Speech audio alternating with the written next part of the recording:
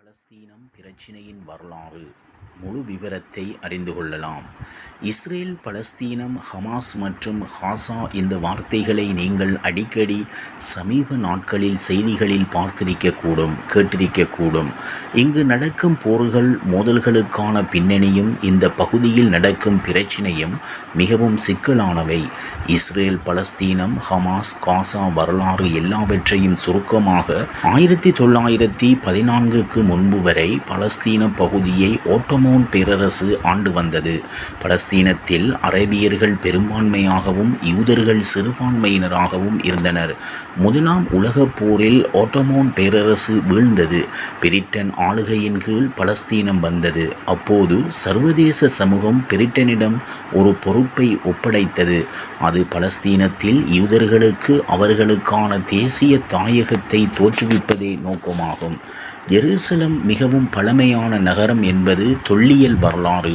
இது யூத, கிறிஸ்தவ மற்றும் இஸ்லாமிய மதத்தினருக்கு மிக மிக முக்கியமான பகுதியாக அமைந்துள்ளது. யூதர்களை பொறுத்தவரை இந்த பகுதி அவர்களுடைய பூர்வீக மண்ணாக இருக்கிறது. பாலஸ்தீன அரபிகளை பொறுத்தவரையில் இது அவர்களது நிலம் என கோரி யூதர்களை குடியேற்றம் செய்வதை எதிர்த்தனர். 1920 முதல் 1940 வரை பாலஸ்தீன பகுதியில் யூதர்களின் எண்ணிக்கை அதிகரித்து கொண்டே இருந்தது. அதற்கு காரணம் ஐரோப்பாவில் அவர்களுக்கு நடந்த கொடுமைகள். குறிப்பாக ஹிட்லர் காலத்தில் ஜெர்மனியில் பெரும் துயரத்தை யூத மக்கள் எதிர்கொண்டனர். ஜெர்மனிய சர்வாதிகாரி அடால்ஃப் ஹிட்லர் யூதர்களை படுகொலை செய்ய சபதமெடுத்தார். இரண்டாம் உலகப் போரின் போது ஆஸ்விட்ஸ் உள்ளிட்ட இனப்படுகொலைகளில் இருந்து தப்பியோடிய யூதர்கள் சிலர் இங்கே தஞ்சமடைந்தனர். அப்போது பாலஸ்தீனத்தில் யூதர்களுக்கும் பாலஸ்தீன அரபிகளுக்கும் இடையே வன்முறை பெரிதானது. அதே சமயம் பிரிட்டிஷ் ஆட்சிக்கு எதிராகவும் கோபம் எழுந்தது. 1947ஆம் ஆண்டு பிரிட்டன் பலஸ்தீனத்தை விட்டு வெளியேற முடிவு செய்தது.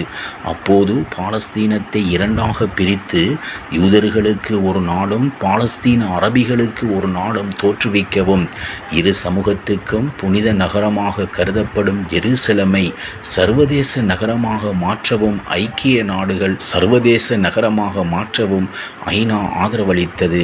இந்த திட்டத்தை யூத தலைவர்கள் ஏற்றுக்கொண்டார்கள். ஆனால் பாலஸ்தீன அரபிகள் நிராகரித்தார்கள்.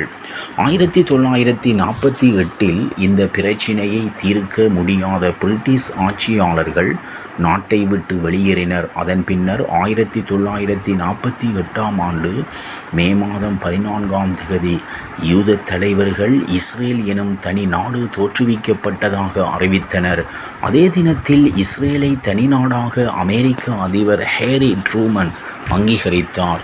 அந்த அறிவிப்புக்கு பாலஸ்தீனர்கள் கடும் எதிர்ப்பு தெரிவித்தனர்.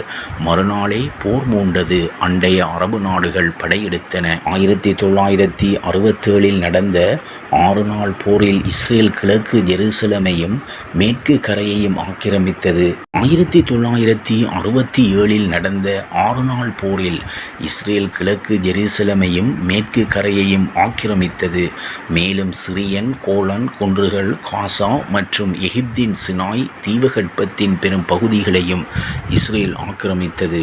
பாலஸ்தீன அகதிகள் பலரும் அவர்களது சந்ததியினரும் காசா, மேற்கு கரை மற்றும் அண்டை நாடுகளான ஜோர்டான், சிரியா மற்றும் லெபனானில் வாழ்கின்றனர். 7,50,000 பாலஸ்தீன அரபிகள் தங்களது வீட்டை விட்டும் தாயகத்தை விட்டும் தப்பி ஓடினர் அல்லது வலுக்கட்டாயமாக வெளியேற்றப்பட்டனர் என்பது குறிப்பிடத்தக்கது.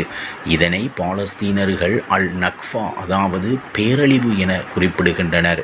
இந்த போர் 1949 வரை நீடித்தது. போர் நிறுத்தம் அறிவிக்கப்பட்ட போது இந்த பிராந்தியத்தின் பெரும்பாலான பகுதியை இஸ்ரேல் தனது கட்டுப்பாட்டுக்குள் கொண்டு வந்தது. ஜோர்டான் ஆக்கிரமித்த பகுதி வெஸ்ட் பேங்க், அதாவது மேற்கு கரை என அறியப்படுகிறது. எகிப்து ஆக்கிரமித்த பகுதிதான் காசா.